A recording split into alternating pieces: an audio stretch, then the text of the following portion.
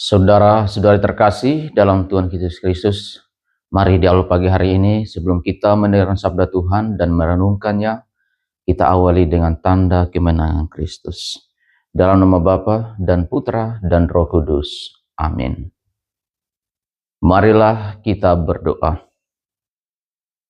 Allah Bapa pencipta alam semesta, karena kemurahan hati-Mu Engkau memelihara hidup kami.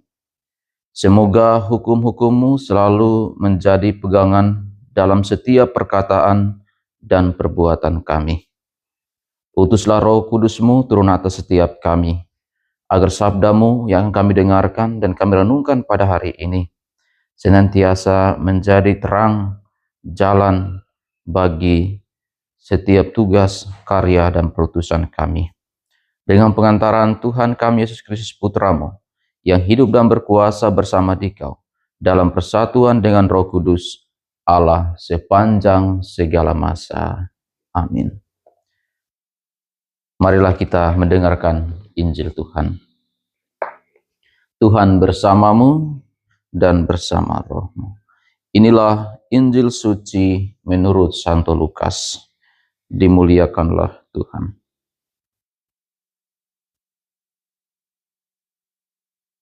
Pada waktu Yesus sudah dekat Yerusalem, orang menyangka bahwa kerajaan Allah akan segera tampak. Maka Yesus berkata, "Ada seorang bangsawan berangkat ke negeri yang jauh untuk dinobatkan menjadi raja. Sesudah itu baru ia akan kembali. Maka ia memanggil 10 orang hambanya dan memberi mereka 10 mina. Katanya, 'Pakailah ini untuk berdagang sampai aku kembali.' Akan tetapi orang-orang sebangsanya membenci dia, lalu mengirimkan utusan menyusul dia untuk menyatakan, 'Kami tidak mau orang ini menjadi raja atas kami.' Dan terjadilah ketika ia kembali setelah dinobatkan menjadi raja, ia menyuruh memanggil hamba-hambanya yang telah diberikannya uang itu untuk mengetahui berapa hasil dagang mereka masing-masing. Yang pertama datang dan berkata, 'Tuan, mina Tuan yang satu itu telah menghasilkan 10 mina.' Katanya kepada hamba itu, 'Baik sekali perbuatanmu itu, hai hamba yang baik. Engkau telah setia dalam perkara kecil. Karena itu, terimalah kekuasaan atas 10 kota.'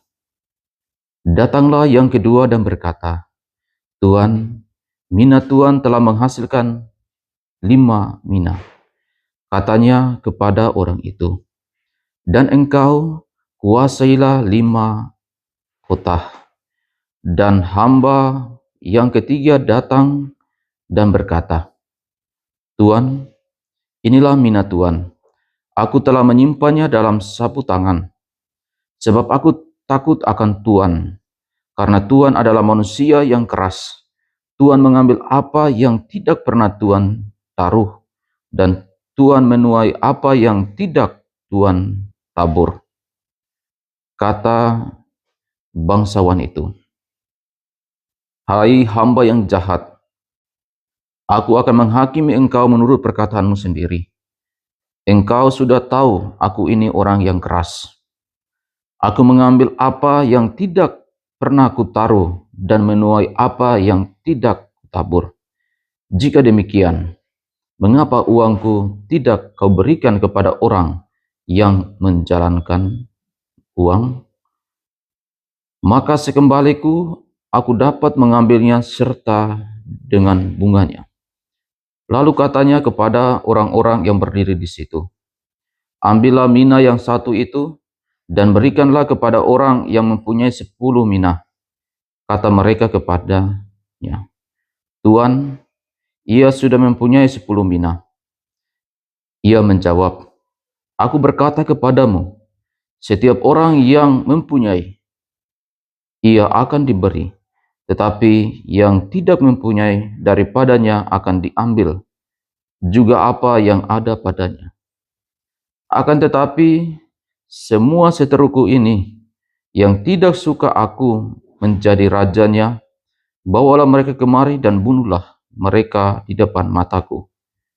Setelah menyatakan semuanya itu, Yesus mendahului mereka meneruskan perjalanannya ke Yerusalem. Demikianlah sabda Tuhan. Terpujilah Kristus.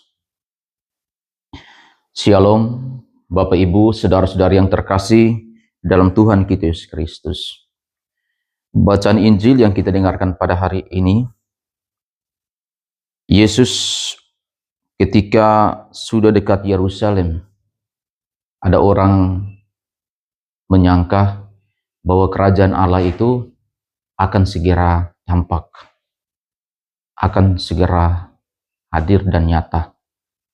Maka Yesus membuat suatu perumpamaan tentang seorang bangsawan yang pergi ke negeri seberang untuk dinobatkan menjadi raja. Dan sebelum ia pergi, ia memanggil ke-10 hambanya untuk memberikan tugas kepada mereka mengembangkan harta miliknya, yaitu uang atau mina, masing-masing mendapat 1.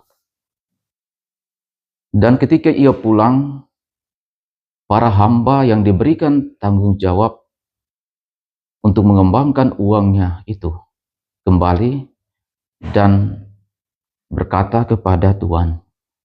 Yang pertama katakan, Tuhan, 1 mina yang Tuhan berikan kepadaku sudah menghasilkan 10 keuntungan. Dan Tuhan itu katakan, sungguh baik perbuatanmu. Aku akan memberikan 10 kota untuk engkau kuasai.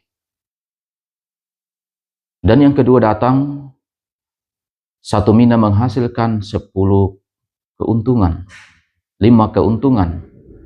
Dan ia mempercayakan juga kepadanya untuk menguasai beberapa tempat. Nah, Bapak Ibu, saudara-saudara yang terkasih dalam Tuhan kita Yesus Kristus, ada hal yang menarik di sini adalah salah seorang hamba yang tidak menjalankan uang itu. Alasannya karena ia takut, ia tahu bahwa tuannya adalah seorang yang keras. Ia menuai apa yang tidak ia tabur. Mungkin kesannya ada perasaan takut, ada perasaan ketika uang atau mina itu tidak mendapatkan keuntungan. Maka ketika tidak mendapatkan keuntungan, dia akan dihukum. Bapak Ibu, saudara-saudara yang terkasih dalam Tuhan kita Yesus Kristus. Yesus mengajarkan kepada banyak orang tentang perumpamaan ini untuk menggambarkan situasi kerajaan Allah. Bahwa kerajaan Allah adalah sesuatu di mana orang merasa disapa, orang merasa dikuatkan oleh Allah. Bahwa Allah telah memberikan talenta kepada kita masing-masing untuk dikembangkan seturut tugas peranan kita masing-masing. Kalau kita telah diberikan talenta yang baik, maka talenta yang baik itu kita kembangkan supaya talenta itu menghasilkan buah yang berlipat-lipat ganda.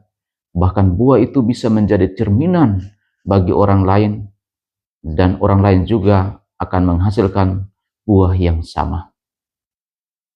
Tuhan mengajak kita semua untuk tidak tinggal diam, untuk tidak tinggal di tempat, seperti salah seorang hamba yang tidak menjalankan uang itu.